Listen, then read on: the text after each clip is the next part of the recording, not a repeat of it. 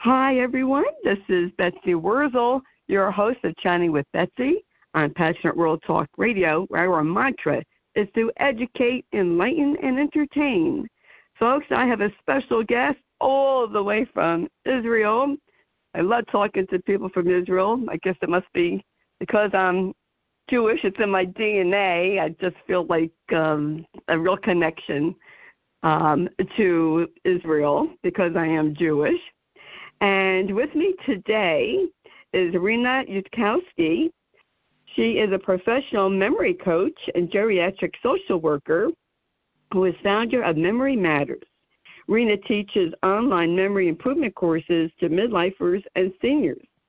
Rena has served as a director of an Alzheimer's unit in an assisted living in Maryland, the director of director of development at a senior enrichment program in Israel.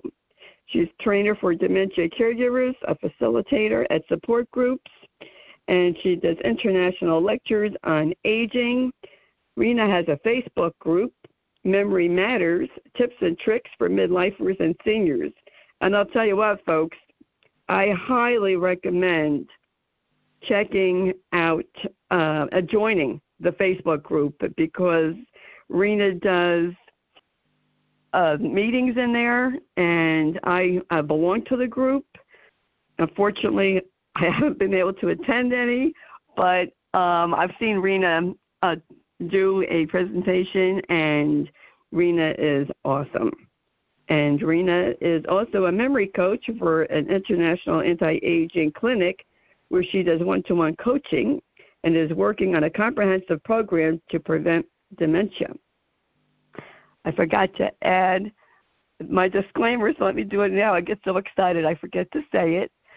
The views of the guests may not represent those of the host of the station. And Rena is super passionate about her mission of helping those 50 plus to age more healthy, both physically and cognitively, as she empowers them to believe in their own memory with confidence. And Rena is also on YouTube. But I want to welcome Rena Yutkowski to Chatting with Betsy. Welcome, Rena. Thank you so much. Thank you, Betsy. It's a pleasure to be with you, and thank you for that beautiful introduction. Oh, you are welcome. Rena, I get so excited because one of the purposes of my show and my passion is to help people know about resources that I wish I knew about. And if I wish I knew about it, then I think other people would want to know about it. And being that I am 65, which I can't believe, and sometimes, to be honest, I'm really very open with my audience. I go into a room and I forget what I come in here for. And then I remember, or I forget how to spell a word and I get scared. Uh-oh, I hope I'm not getting Alzheimer's. And I think, personally, I fear that because my husband had it, my brother had memory issues, my father had Alzheimer's, and, I wonder, is it in my family? But I'd like to ask your opinion. Is that something to be concerned with? Okay, so you are not alone, and the issues you just said are very universal. It happens to all of us.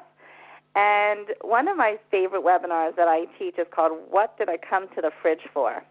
And everyone loves that title because we all do that. We all go to the fridge, open the fridge, and say, "What did I come here for?" And in that webinar, I go through 4 techniques to help us with focus. But what I want to explain to you, Betsy, is that it's not necessarily something to worry about unless it's very pervasive. So I want to explain to you why that happens, and then I'll tell you when you should worry, okay? Sure, please do. So first of all, oftentimes we blame our memory problems on what's really focus and attention. So, that example of going into a room and not knowing what you went for, or can't find your keys or your wallet. So many times we think it's a memory problem, but it's not. It's actually we're not paying attention to what we're doing. And as we get older, I think we find that we sort of become ADD, or not really, but we don't pay attention to what we're doing. So, and also many thoughts come through our brain. So I have the thought, I need the milk from the fridge, and then a million other thoughts come through my head till I get to the fridge. So when I open that fridge, it's like I have to sort of reverse back to what I was just thinking about between the time thought I needed the milk and got to the fridge. So it's really, I don't see that as a memory issue. And what the solution to that is very simple and easy, and it's just helping yourself stay on task. So it's saying milk, milk, milk, milk till you get to that fridge and open the fridge and get the milk. It's a very silly solution, but really what we're doing is keeping our brain focused on the task. So it's a very typical scenario. It happens to all of us. And the time when you do want to worry about it, or let's talk about the difference between normal and abnormal memory loss, is when it becomes much more pervasive. It's happening a lot. It's happening to the point that you can't function or that you can't be independent. Then it's time to worry that it's a memory issue.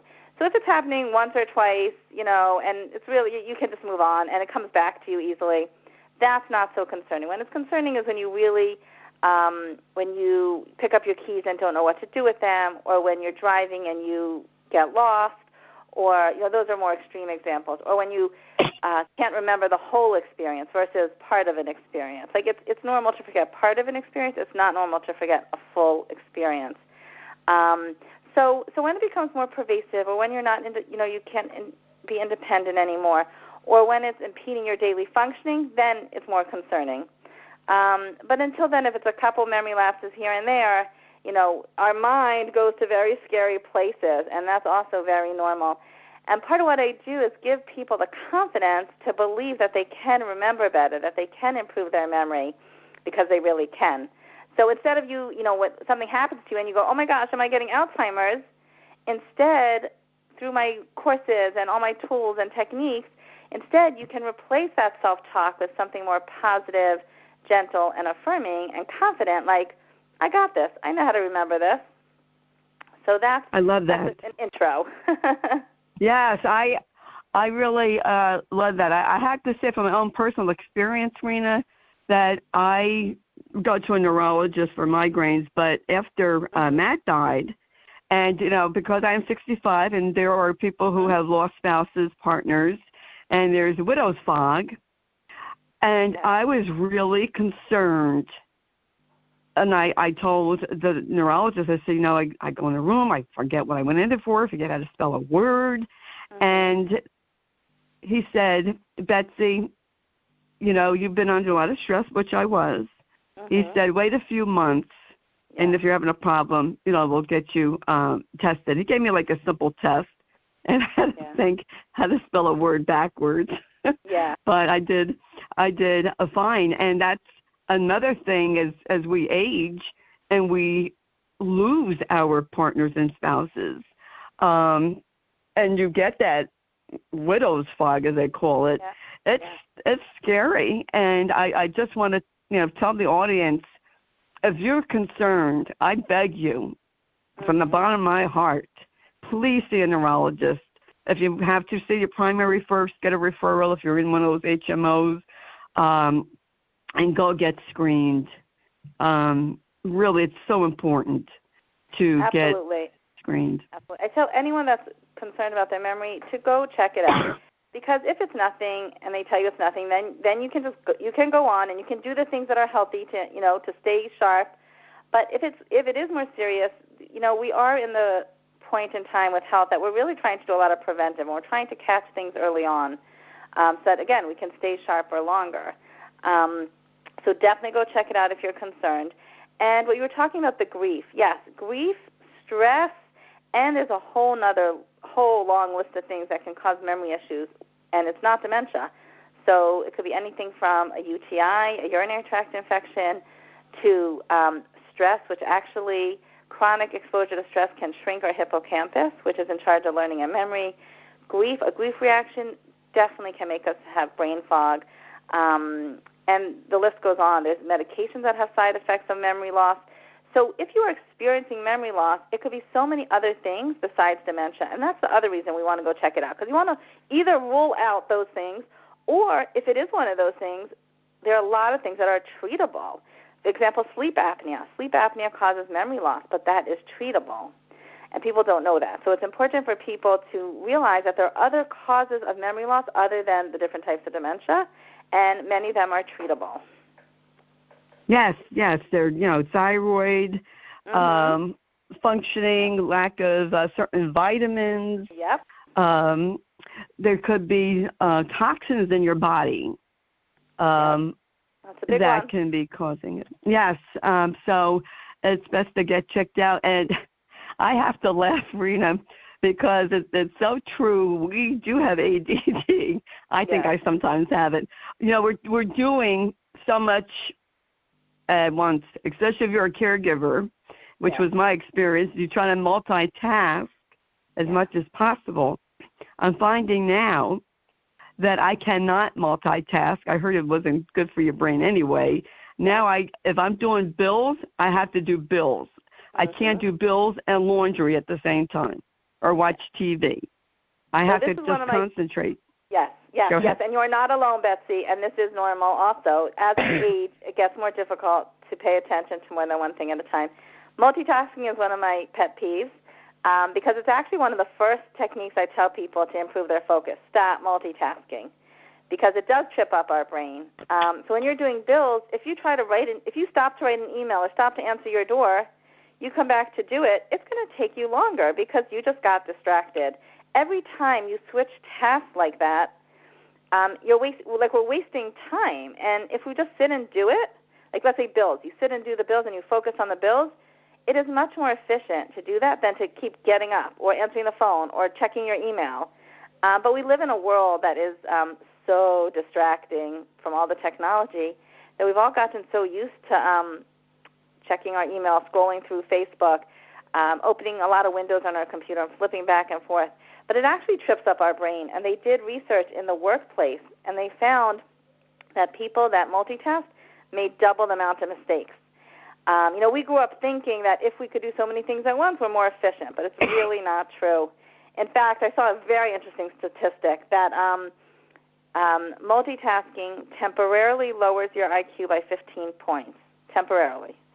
So, there are a lot of reasons why we don't want to multitask, but one of them is that it makes us feel more stressed. When we try to do so many things at once, we end up feeling very stressed, and we're less creative. So if you're doing something creative or trying to come up with something interesting or write an article, the more you focus and single task as opposed to multitasking, the better off you'll be. Our brains are what's called sequential processors. So we really can't do two things at the exact nanosecond. Our brains work fast. We go from one thought to another, but we actually process information in a sequence, like sequential processor. We take it in, we process it. And a sequence means one thing after another, not at the same time. So the whole multitasking thing is a myth. And as we age, we really need to slow down a bit and stop the multitasking. And we'll feel calmer. We'll feel more accomplished because at the end of the day, you actually did the task, but you did it one thing at a time instead of trying to do a little piece of this and a little piece of that. So as a caregiver, you mentioned caregivers, it is hard to single task. But what I tell people is whenever possible, single task instead of multitasking. Now, there are times where you have to serve dinner to a couple different people with different needs, and your mom or dad might need to go to the bathroom, so you have to take them to the bathroom. But as much as possible, try to stay focused on one thing at a time. It helps us just feel much calmer, and in the long run, our memories actually work better for us. So it's an interesting thing. Well, that's yes, I have read about that, and I'm thinking, well, that's why I'm going to start just doing one task at a time, because it's much better for my brain and my attention. And, sometimes we don't pay attention where we put our keys or our glasses. My glasses I don't have to worry about because I have to wear them all the time. But, or you wonder, when did I put something in the oven? Did I set the timer? Or you forget. Like I panic when I forget how to spell a word and I have to Google it. But then I remember. Or I see an actor, actress, I think, what's their name? I know their name. And it comes to me. I would like for you, Rena, to discuss your business, your courses. Memory matters, because memory does matter, folks. And, you know, I really like to connect with people and to promote people who have a passion. And, Rena, I know you have a passion to help others. I've seen it. It's very evident. I could detect when someone has a real passion when they don't. And I just really love what you do. Can you tell the audience what your online courses are about and how it can help them? Thank you. Yeah, thank you. So you are right. I am extremely passionate about what I'm doing. You know, at different points over the last 25 years, I a little bit went off to train in something else, and I always came back to my geriatric work. I get so excited about it. So yes. So I was teaching memory improvement courses here in Israel live for different places, the Geriatric Institute of Yad Sarah, and I developed this course based on a course I had taken in Hebrew from a cognitive psychologist, and then I added to it. I put in a lot more, a lot more practical strategies, because I like to give people real tools that are going to help them remember better, whether it's names, numbers, or lists of items. So I kept improving this course that I was teaching live, and then right before COVID, not even knowing what was about to hit us, right, I decided I wanted to put my course online, because then I could really reach people all over the world and help a lot more people in a bigger way. So at the time, I didn't know anything about social media. I didn't have a website. This was like 3.5 years ago, almost 4 years ago, yeah. And I went online and I put up a website. I got someone to help me. Developed some social media, got on Facebook, got on LinkedIn, and started a Facebook group. And then I launched my course online. By then, COVID had hit, and people really needed stuff online. Everyone went on Zoom. You know, whether you like it or not, everyone went on Zoom, because it was our lifeline for everyone, especially seniors. And so I launched my course online. My course is actually 14 sessions. I did it live on Zoom, and I had people from 3 different countries the first time I launched it, which was so amazing. I had from America, Israel, and Australia. And it was very exciting to do it online, because I made a beautiful digital workbook, and I do it live online so I can answer people's questions and really practice the techniques that I teach. My course is geared for seniors. I have a geriatric social work background, and my course is geared for seniors. So it's at the right pace, and it's at I do away with anything that I don't like. Like, meaning any technique that's too hard for me or too complicated to teach and learn, I keep it simple but very practical. So it's helping you remember the names of the next people you meet, helping you remember that number of your license plate or social security number or credit card number. And I teach the technique, and then we practice it until you get it. So it's super fun, super interactive. So now, fast forward, I've taught this full course online 3 times. But besides for that, I ended up doing webinars all over the world for senior groups, because all the senior groups closed their doors over COVID and needed programming online. So either they found me or I found them, and I've done, I think I'm up to over 100 webinars and podcast interviews and Facebook Lives with all sorts of interesting people and places. And I've developed 8 standalone webinars. So like the one I mentioned in the beginning is called What Did I Come to the Fridge For? And that's 4 techniques to improve focus. I have another one which is 4 ways to prevent dementia. Another one's called Train Your Brain, which is all sorts of interesting brain exercises, et cetera, et cetera. So I went to put my course online, but ended up doing a lot more thanks to COVID. And I could also be all over the world. Like I've done stuff for groups, senior groups in England and Passaic, New Jersey, and Boca Raton and Jerusalem. So it's been really amazing how the world got much smaller because of COVID, and how I was able to really reach a lot of people and help them in a serious way, even just with my webinars. You know, even people listen to me once or twice, and they found it helpful. And then some of them chose to do my course or my membership, which is called Remembership, and that's a 3-month membership where you get a video a week that you watch whenever you want, and that's automated. So that's more of like do it on your own time. It's a video a week, a brain exercise a week, and then a once-a-month group coaching call, which is live if you want to ask me questions about any of the materials that you've watched or done. So what COVID ended up making me do in order to help people more, which was create more programs. So yes, I have my course, and yes, I have my membership, and then I have a monthly brain exercises. So people say, I don't have so much time, I can't invest so much, but once a month I can hop on for 45 minutes and do brain exercises. And they feel good about it, and I do each month a different type of brain exercise. And that's also really fun and stimulating. And so I've created these different programs for different people with different needs. So like some people just want to do once a month, some people want to do their pre-recorded stuff in a membership. And then for the people that either have dementia or cannot join any of my group programs, I do one-on-one memory coaching. And that's been great because I can help people in a very customized, personal way. So, for example, someone saw me on one of my webinars and reached out to me, and he was 23 years old. So I couldn't put him into any of my, group programs because it wasn't relevant for him. But I worked with him one-on-one for 16 sessions, and he did so amazingly. He was able to not just improve his cognitive abilities and improve his memory, but his confidence level was boosted so greatly by the work we did that it just influenced the rest of his life, and that was very special for me to see.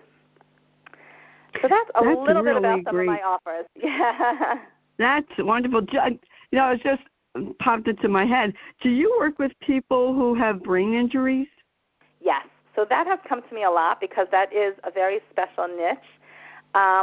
So, yes, if I feel I can help them, meaning I am willing to try to help anyone. I can't always guarantee or promise results because I don't always know. I don't know exactly what's going on in the brain. But as long as they feel that they can improve their memory in some way, or as long as there's I often ask for a neurologist report to see if there's some improvement in working memory or some ability. But usually there is. We believe today in neurogenesis, which is the brain's ability to grow new brain cells and repair itself. And it's amazing. The brain's ability to repair itself is absolutely amazing. And one of the ways we do that, help that, is through cognitive stimulation. So I have been working with people with brain injuries. Again, it depends on exactly how bad and what. And, if I feel like I can't help, I will not try. But usually I say, let's try. And if it works, amazing. And if it doesn't work, then we tried, right? So that's usually my approach. I help to the best of my ability. And, in fact, I had two ladies who took my course. One had a terrible car accident and a concussion many, many years before. And the other lady also had a traumatic brain injury, and both of them did fantastic in the course. Both of them were just totally wowed by their ability to learn and improve their memory. Yeah. That is so awesome. Yeah. Rena, I have to ask if you could give an example. I want to know this myself for the audience of how to remember a person's name. Sometimes I had trouble with a person's name. I used to be so good with names, and sometimes everyone. Yeah, it just goes right in my head. Yeah. So most people that take a memory course come because they want to remember names. So I actually pulled out, that is the meat and bones, right, of the course. That's the favorite part of the course. I actually pulled that out and made a 2-part master class called You Name It. I need to run that again because I know there's interest in that. I've done it a few times, and I want to run that again. So there's a whole technique, and it's not hard. You just have to practice it. But I'm going to give you the very beginning of that you can use, today. When you meet someone, first of all, you have to make the intention that you want to remember their name. So if you meet someone and they say their name and you're talking on your phone to someone else, there's no way you're going to remember it because your attention is elsewhere. So back to attention and focus. Focus on that person when they're telling you their name. Even in your head, make the intention to remember. Say, I want to remember this person's name. It is important to me to remember this person's name. Because sometimes people say to me, I don't care, I don't need to remember their name. If that's your attitude, there is no way you're going to remember it. So it has to be important to you. That's first of all. Second of all, when someone says their name, make sure you hear it. If I say my name is Rena, you didn't hear that because I mumbled it.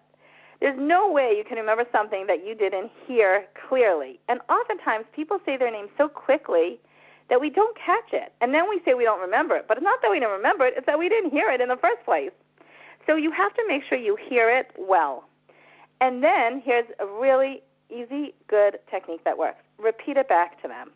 So, hi, Betsy. It's so nice to meet you. Betsy, where are you from? New Jersey. Okay. Betsy, how long have you been living in New Jersey? Oh, most of my life. 63 years. 62. Oh, wow, that's a long time. And Betsy, where are you from before New Jersey? Still, I was born in New Jersey, raised in New Jersey. Okay. Yes, okay. I just lived 3 years in Tennessee. Okay. So, and then at the end of the conversation with Betsy, I would say, Betsy, it was so nice to meet you. So in that short time, I'm repeating her name a few times. What does that do? First of all, it's repetition. Second of all, I'm hearing myself say the name. And when I hear myself say it, it's going to encode it better in my memory. Encode means to get it from short-term memory to long-term memory. So you want to encode that memory so it's there when you want to retrieve it. So when I want to get Betsy's name out of my long-term memory, I want it to be really easy to retrieve. One of the ways for it to be easy to retrieve is if it's filed in the right file. So by saying Betsy's name a couple times back to her, I'm repeating it and I'm hearing myself say it. So that's using my sense of auditory. And the more senses you use to encode a memory, the more likely it is you'll remember it. So that's a very simple technique without going into the other fancy. Then there's association and name, making the name meaningful and pictures. And that's what I do in my You Name It masterclass, and we practice it, and it's fun, and it works. But the first step is making the intention to remember it, like really wanting to remember it, making sure you hear it. And if you don't hear it, say to the person, I didn't catch that. Can you say that again? Or I didn't hear you. Please repeat yourself a little louder. You must hear it in order to remember it. And number 3 is repeat it back to the person in the conversation. Now, if you want to be really effective and efficient, and without even using anything else that I go on to, you can after you meet the person and you walk away, take out a pen and paper and write it down. If you write, that act of writing it down is going to help you remember it even better. So that is just like the beginning tips. Now, this works for a lot of people because what does it do? It's making you focus on that person's name. So it's not just my name is Rena and we go on to the next thing and you didn't even pay attention to what I said, right? It's really just giving it a couple seconds of attention and intention, and that makes a very big difference. Now, after that, there's I do another like hour and a half of, I don't teach the techniques for an hour and a half. I could teach it to you in 10 minutes, but it's practicing it till you get it, and it's fun. And what I do in my course is I give out pictures of 12 names and faces, and people give up. They don't even try to remember. They say, we can't do this. Everyone says, we just can't do this. We can't do this. People don't even try because they don't believe that they can do it. But as soon as I teach the technique, we go back and we practice with those names and faces, and at the end of the course, they do the same test. I give that out again, and voila, they're able to do it. And they can't even believe that they're able to, because they didn't originally believe that they were able to, and now I've proven to them that they can remember 12 new names and faces. And it's an incredible transformation. I love watching it. Those are good, Rena, those are great tips. They really are. And it's simple, tips to know, keep repeating the person's name during a conversation. Mm-hmm. The next time I meet someone, I'm going to try that. I'm going to try that. And if they say, why are you repeating my name? Be honest. Say, I want to remember your name. It's important to me to remember your name, so I'm saying it a few times. And they're going to go, wow, thank you. Because when you remember someone's name, you make them feel like $1 million. Our names are our identity. And we love when people care enough to remember our names. So even if it feels funny to repeat the name, or if someone notices, just say, I'm doing it so that I can remember your name. And people will be amazed. I love that. I love those tips.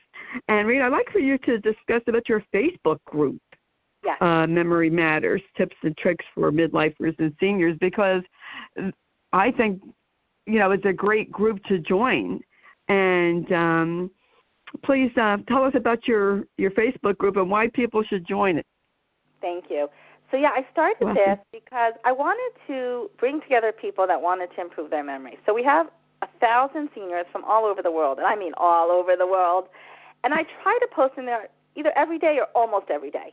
And I either post a memory tip or something funny to make us laugh, or I do a Facebook live interview with all sorts of interesting people that either have services for seniors or have something to offer us. Or I do, like, ask your opinion or advice about something, which is always fun to see what people ask and have to share. And I really try to be very active in there because people are looking for help with their memory, and they are looking for tips, and a lot of people are concerned about their memory as they age. So it's my way of bringing people together into a community, offering a lot of mostly free stuff.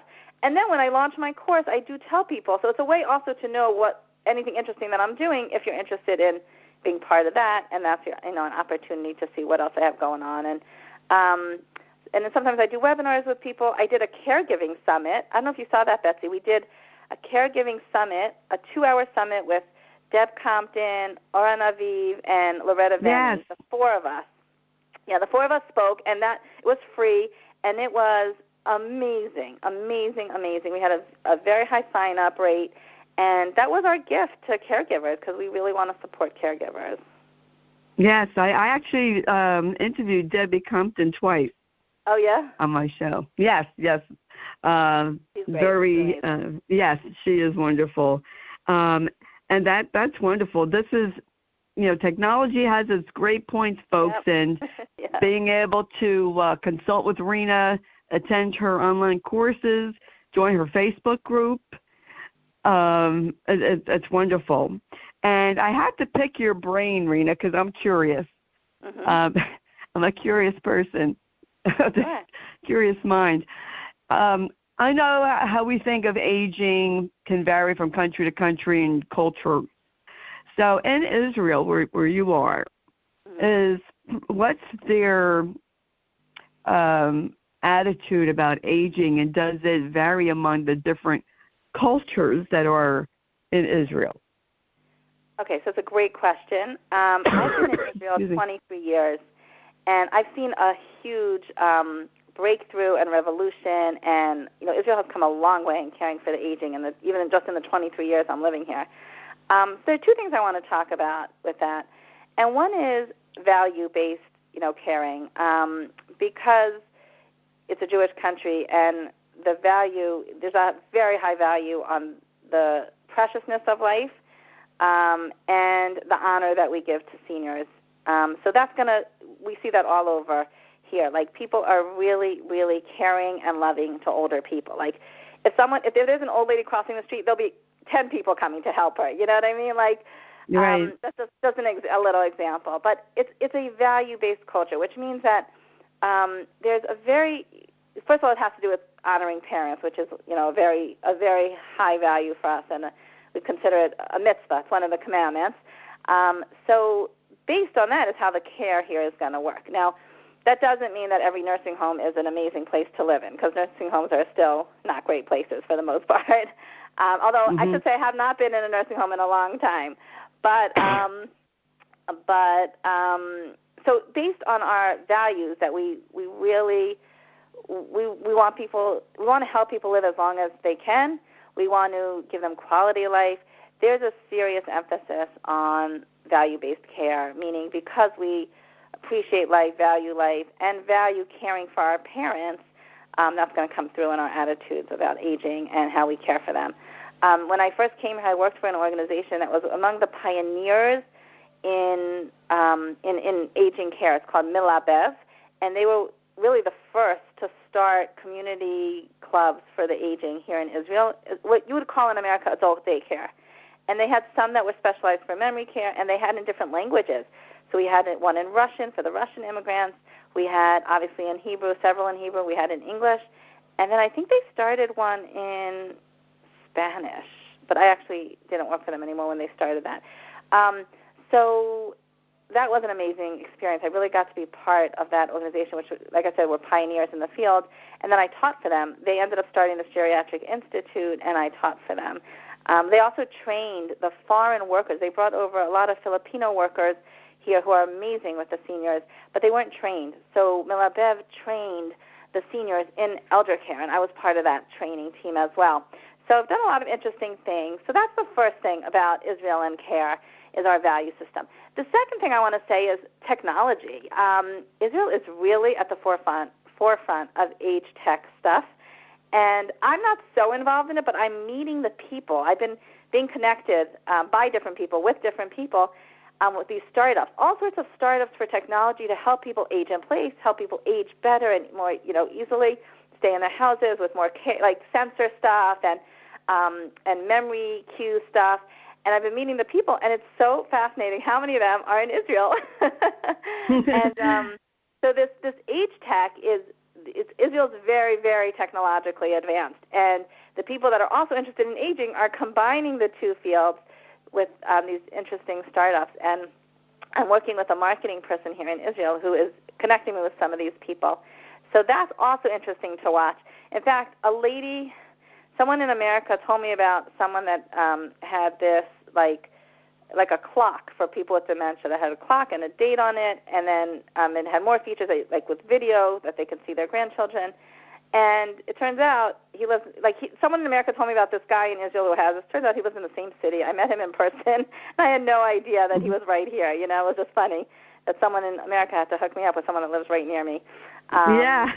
So it was great, and I got to meet him, and we talked, and I always want to know about this stuff because I want to help my seniors with whatever technology can help them, and we can collaborate together on all the good stuff that's out there to help seniors.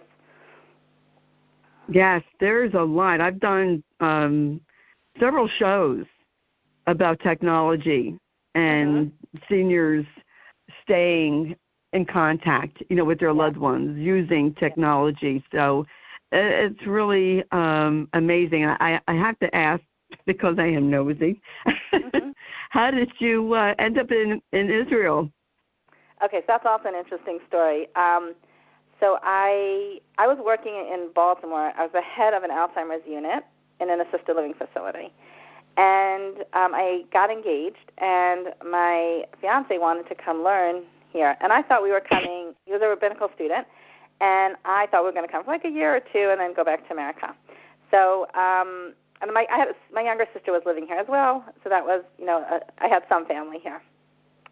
So I quit my job in America, and we came here, and it's now 23 years later, and we're still here. So it was really, we came to sort of, try it out.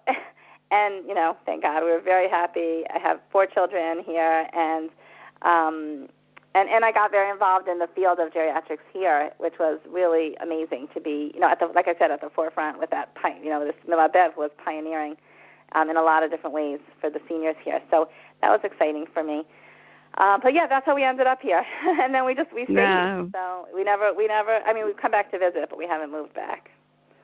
That's amazing. That's just awesome. You are doing a mitzvah, and that is just incredible. Back in the older generation, and not just a Jewish culture, but in many cultures, people took care of their parents. Yeah. They lived multi-generations in a house. And but that's not possible sometimes because people live so far away from each other. And that's where technology comes in, where, you can keep in touch and see people through, Facebook or, Messenger or whatever type of technology someone uses. It's great. There's the downside of the internet, but there's the upside. I like to concentrate on the upside. Excuse me. Yes. Rena, you are fantastic. Where can people get in touch with you and join your classes, your seminars? So I'll give you my website. It's my name. It's renayudkowski.com, and on there I pretty much have, you can click through to all my different offers and services. So it's my name, Renayudkowski.com. And then my email, I'm happy if anyone has any questions, please email me and I'll answer you. I answer all my emails personally. So it's Rena@renayudkowski.com. So it's RENA@renayudkowski.com. So if you know my name, you know my website and my email. Great. Can you repeat your email again, Rena Yudkowsky at? My email is Rena, Rena, at renayudkowsky.com. Oh, okay. Rena at renayudkowsky.com. Okay, and, of course, thank my Facebook you. group, and I'm on LinkedIn, and I'm on Instagram and TikTok. But my Instagram and TikTok, I haven't been as active as Facebook and LinkedIn, to tell you the truth. I can't even figure out Instagram. Yeah. I tried to add chatting with Betsy on Instagram, and I goofed. Yeah, just so, get someone to do it who knows how to do it. Yeah, I can't figure that out. On TikTok, I'm not involved with that at all. That's getting very popular. But yeah. I can't thank you enough, Rena Yudkowsky, for coming on Chatting with Betsy. Folks, we tried to connect, and one thing or another kept getting in the way. And I don't have to say it's mazel tov. We made it through today. Yes, thank you. So nice to talk to you. I really appreciate this opportunity. Oh, you are welcome, and the pleasure is mine. I just really have a passion, to help others. That's really the heart of Chatting with Betsy, is to help people have better lives, know they're not alone, and to provide them with resources that are out there that they don't know about, and that I wish that I knew about when I was caregiving. You talked about knowing someone, that someone from America told you about someone in Israel that you didn't know about. It's like we don't know about resources in our own backyard. And I met someone on a line of bowl who was in the next town over, who I never heard of. And if I would have heard of her when I was caregiving for Matt, I could have hired her. Yeah.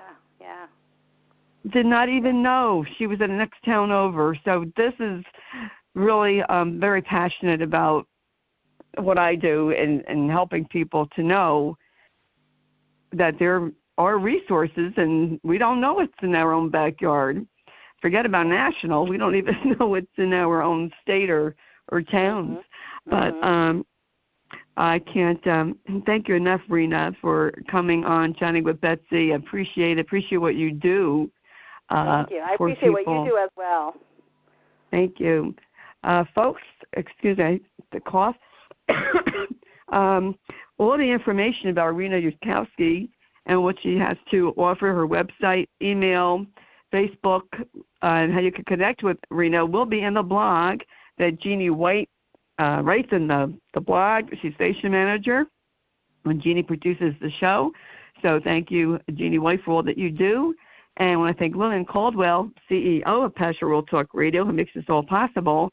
And I want to thank you, the listeners, for listening and subscribing. And if you don't already subscribe to Chatting with Betsy, I recommend that you subscribe so you don't miss any of my phenomenal guests who can help you have a better life.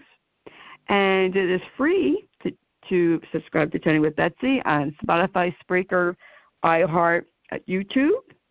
And I also want to recommend that you check out my Facebook group, #Kick Alzheimer's Ass Movement. I created that group so nobody should ever walk this caregiving journey alone, during caregiving or after. And you don't have to have Alzheimer's or your loved one. I welcome people from all walks of life, whatever dementia your loved one has. Check out my group, #Kick Alzheimer's Ass Movement. And I also would like to encourage you to check out my Facebook page, Betsy, Betsy, middle initial E, Wurzel, Wurzel. Check out my Facebook page. You can follow me and see what I am about. And mostly you will see me have about Alzheimer's, because that is my passion. I want people to know about this disease. I want them to know what it does to people. And I want people to know that it is not an old person's disease. You can get it young. As a matter of fact, June's around the corner, isn't it? And June is Alzheimer's and Brain Awareness Month. So this is perfect timing, Rena, for your show, as May is coming to an end. And you will hear me in the month of June do public service announcements. I really encourage people to, you know what, if you yourself are having difficulty, if your loved one's having difficulty, please check with your primary care physician.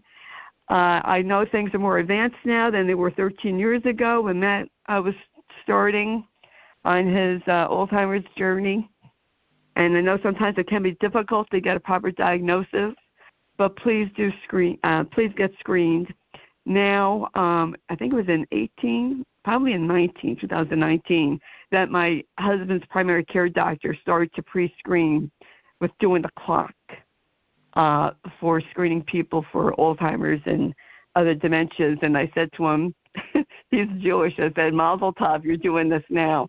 A little too late for Matt, but, you know, I'm glad that this is getting done. This is, that they're doing this. And, folks, I, say this all the time, and I am passionate about it. We have to speak up. We do.